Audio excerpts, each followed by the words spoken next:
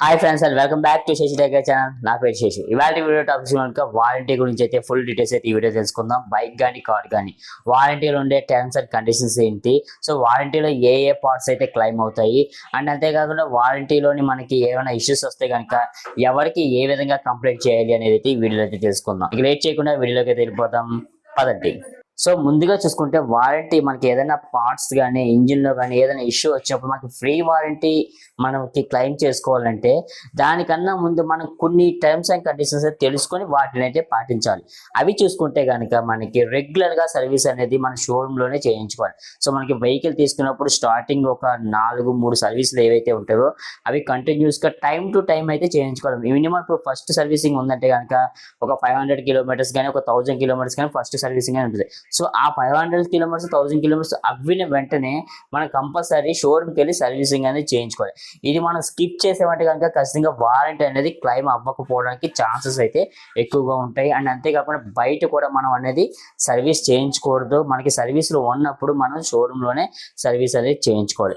ఇంకా నెక్స్ట్ చూసుకుంటే కనుక మనకి ఏ పార్ట్స్ అయినా ఏదైనా క్లెయిమ్ అవ్వాలంటే కనుక మనకి వెహికల్కి అనేది మాడిఫై అనేది చేయించుకోవాలి. లైక్ సైలెన్సర్ మార్చడం కానీ లేదా ఇంజిన్కి ఎక్స్ట్రా పార్ట్స్ యాడ్ చేయడం కానీ ఇలాంటివన్నీ కూడా మనం అయితే అసలు చేయకూడదు. ఒకవేళ చేసాము అంటే కనుక వారంటీ అనేది క్లెయిమ్ అయితే ఖచ్చితంగా అయితే అవ్వదు. ఇంకో విషయం చూసుకుంటే కనుక మనకి వారంటీ వేరు, ఇన్సూరెన్స్ వేరు. చాలా మందికి ఇదైతే తెలియదు.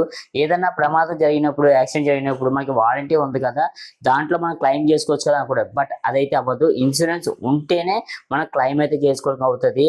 అండ్ వారంటీ అంటే ఏంటంటే ఇప్పుడు మనకి వెహికల్ ఇచ్చినప్పుడు ఏదన్నా మనం వాళ్ళు సెట్ చేసినప్పుడు ఏదైనా ఆట ప్రాబ్లం వస్తే దాన్ని రెక్టిఫై చేస్తారు తప్ప మన వల్ల ఇంజిన్కి ఏదైనా ప్రాబ్లం వస్తే కనుక దాన్ని వాళ్ళు అయితే సాల్వ్ చేయరు, దాన్ని వారంటీలోకి అయితే క్లెయిమ్ అయితే చేసుకోరు.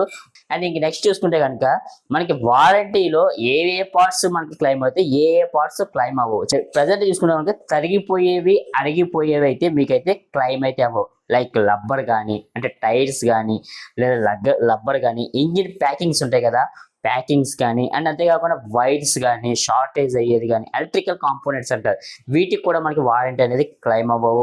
అండ్ చూసుకుంటే మనకి బ్రేక్ బూట్స్ కానీ అండ్ అంతేకాకుండా ఇంజిన్ ఆయిల్ కానీ మనకి ఇది కూడా మనకి క్లెయిమ్ అయితే అవ్వదు.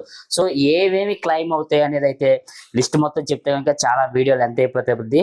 మీకు ఇక్కడ నేను డిస్ప్లే చూపిస్తాను, మీకు ఇది మీరు స్క్రీన్ ఆఫ్ చేసుకొని మీరు ఏమేమి క్లెయిమ్ అవుతాయి అనేది ఇక్కడ అయితే ఒకసారి చదువుకోండి, స్క్రీన్ షాట్ అయితే తీసుకొని. సో ఇవి మాత్రమే మీకు వారంటీలు అయితే క్లెయిమ్ అవుతాయి.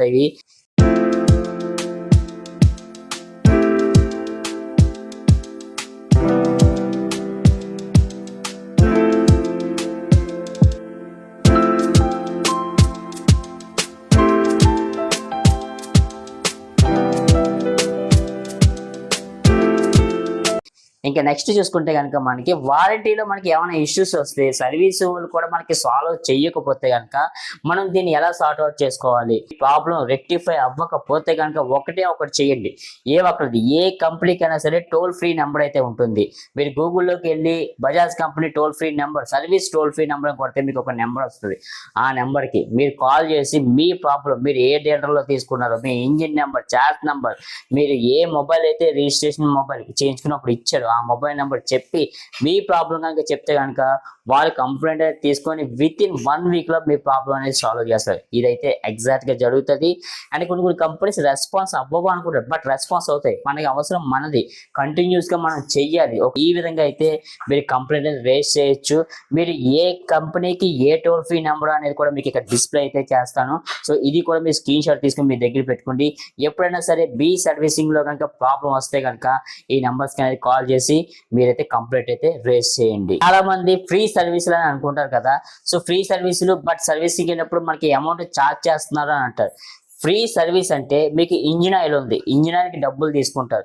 ఏదైనా కాంపోనెంట్స్ కొని అంటే వారంటీకి సంబంధించినవి కాదు, రబ్బర్స్ కానీ బ్రేక్ షూస్ కానీ లేదా ప్యాకింగ్స్, ఇంజిన్ నుంచి ఆయిల్ కాగిపోతుందంటే ప్యాకింగ్ పోవడం వల్ల ఇంజిన్ నుంచి ఆయిల్ కాలిపోయి ఈ ప్యాకింగ్ అనేది రబ్బర్ కానీ ప్లాస్టిక్ కానీ అవుతుంది. సో వీటికి అనేది వీళ్ళు ఖచ్చితంగా ఛార్జ్ చేస్తారు. ఇంక్లూడింగ్ ఎలక్ట్రానిక్స్, బల్బ్ పోయిందనుకో బల్బ్ కూడా ఛార్జ్ చేస్తే బల్బ్కి ఎటువంటి వారంటీ ఉండదు. ఎలక్ట్రానిక్ కాంపోనెంట్స్ ఏదైనా ఉంటే కనుక వాటికి కూడా వాళ్ళైతే ఖచ్చితంగా వైర్స్ కాలిపోయినా, వైర్స్ తెగిపోయినా, వాటికి కూడా వాళ్ళు ఛార్జ్ అనేది చేస్తారు. అండ్ లేబర్ ఛార్జ్ కూడా చేస్తారు. ఎందుకంటే మనకి ఇంజిన్ ఆయిల్ మార్చినందుకు వాటికి మ్యాక్సిమం చాలా మంది జనరల్ సర్వీస్కి అయితే వాళ్ళు ఛార్జ్ అయితే చేయరు, కానీ ఏదైనా రిపేర్ పరంగా ఏమన్నా చేసినా కనుక దానికి ఖచ్చితంగా లేబర్ ఛార్జ్ అనేది వేస్తుంది కంపెనీస్ అన్ని కూడా. సో ప్లాస్టిక్ సంబంధించి కూడా ఏమైనా పోయినా సరే మనకి వాటికి కూడా మనం పేమెంట్ అనేది ఖచ్చితంగా చేయాలి. So that's a video guys. ఈ వీడియో కనుక నచ్చితే కనుక ఖచ్చితంగా లైక్ అయితే చేయండి. ఈ వీడియో మీకు ఇన్ఫర్మేషన్ అనిపిస్తే కనుక మీ ఫ్రెండ్స్ అండ్ ఫ్యామిలీ మెంబర్స్కి షేర్ అయితే చేయండి. మరొక వీడియోతో మళ్ళీ కలుస్తాను. అంతవరకు see you, bye bye, safe drive, be happy.